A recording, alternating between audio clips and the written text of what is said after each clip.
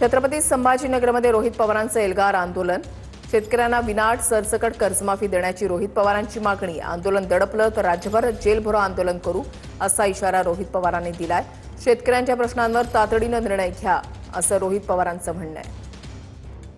शेतकऱ्यांना जे ते सरसकट कर्जमाफी द्यावी हा त्यांच्या आंदोलनाचा विषय असणार आहे। दादा काय सांगाल, यापूर्वी सुद्धा तुम्ही उपोषण केलं होतं, आज छत्रपती संभाजीनगरमध्ये आंदोलन करताय? बघा, उपोषण करण्याचं कारण असं होतं की जी काय कर्जमाफी सरकारने दिलेली आहे त्याच्यामध्ये अनेक अटी टाकल्या होत्या आणि सहजपणे या सरकारला कमी शेतकऱ्याला लाभ देऊन फक्त आम्ही कर्जमाफी दिली असा सांगण्याचा प्रयत्न त्यांना करायचा होता।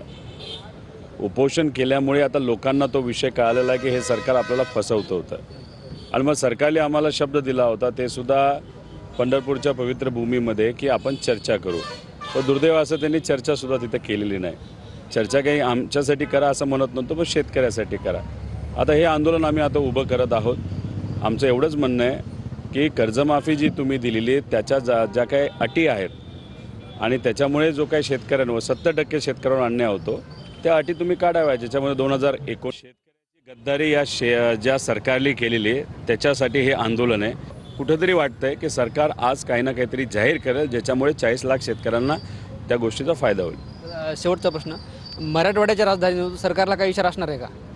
त्यांना इशारा एवढाच आहे की आत्ता आम्ही जेव्हा आंदोलन करू ते आंदोलन तुम्ही दडपण्याचा प्रयत्न जर केला तर मग आम्ही जेलबरोबर आंदोलन इथं करणार आहोत आणि इथं हे फक्त ट्रायल असणार आहे।